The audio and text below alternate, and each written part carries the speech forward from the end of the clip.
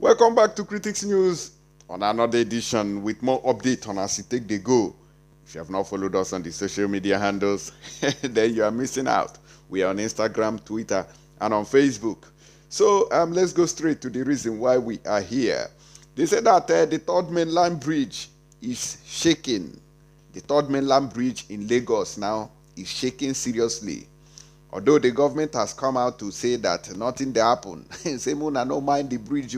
Say the bridge won't chop all their money finish. That one no mean anything. I say okay, I'll play you video so you can see how the bridge is shaking. But yet government is assuring you. So that is why I tell you that anytime you hear the government of Nigeria assuring you that you should run, because the assurance is not guaranteed. And secondly, they said that Ojuku's bunker, you guys can remember, federal government speaks on move to sell Biafra War Museum, that they want to sell the place now.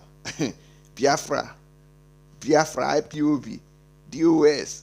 And I see, una never see make a big so you can see properly. You see, Ojuku bunker, federal government speaks on move to sell Biafra War Museum.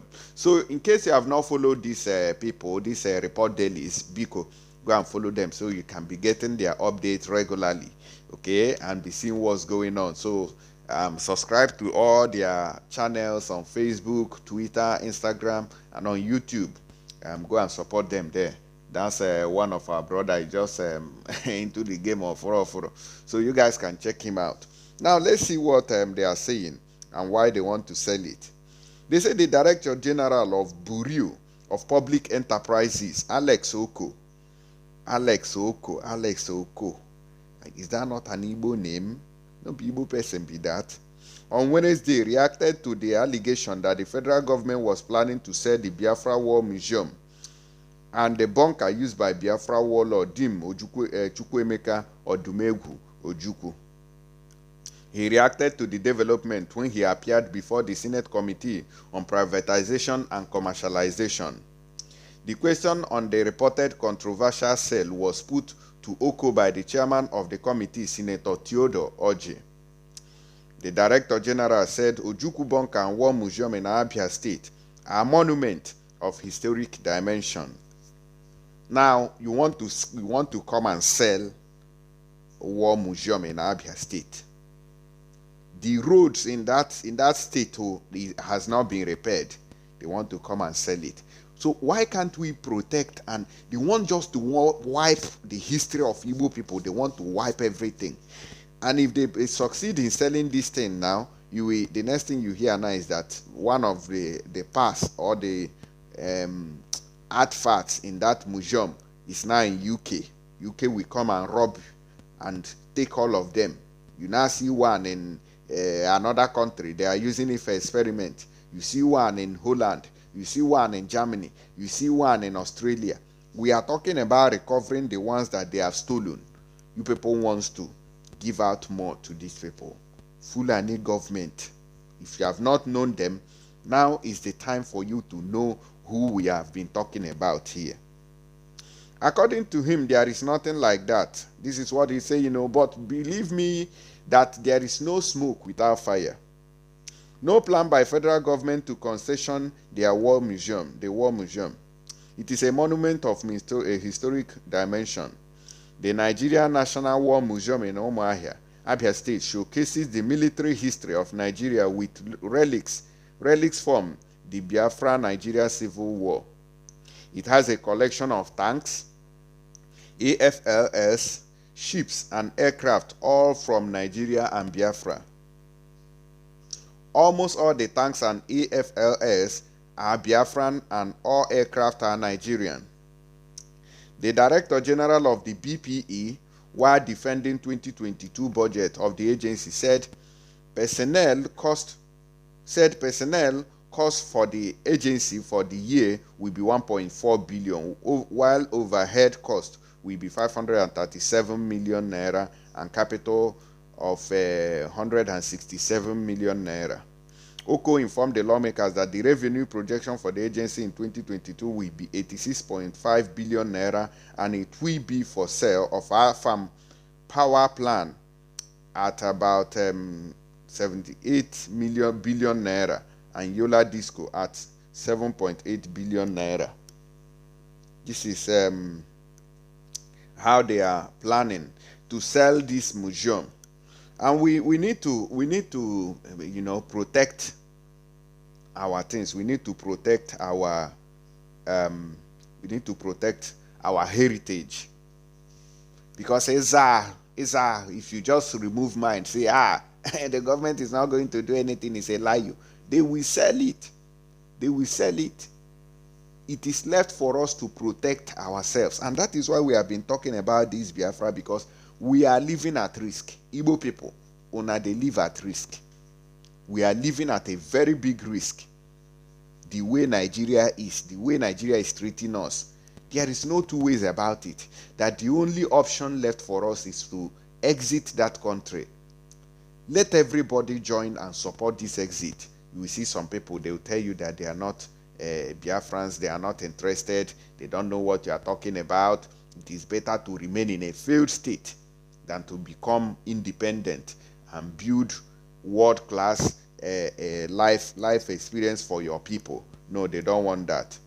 Now let me quickly play you the video of the Third Mainland Bridge, how it is shaking now. So in case you are in Lagos and you are watching this video, be careful when you are going to the Third Mainland Bridge, and also consult your pastor if you are a church goer, consult your babalawo if you're a native doctor worshipper.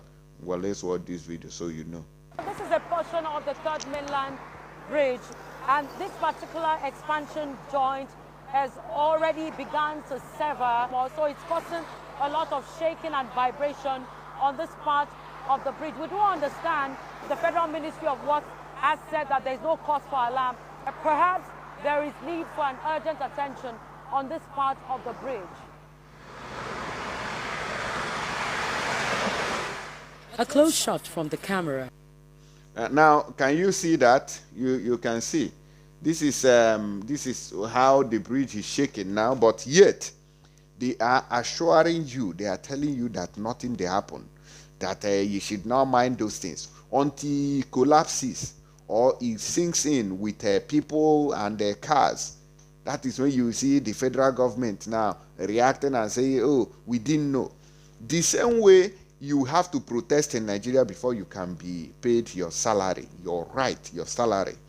Before you get it, they have to, you have to protest, you have to cry, they have to kill some people out of your group of people who are protesting. They have to go and shoot them, arrest some, then you start going for court. In fact, they will not even try you. You remain in prison.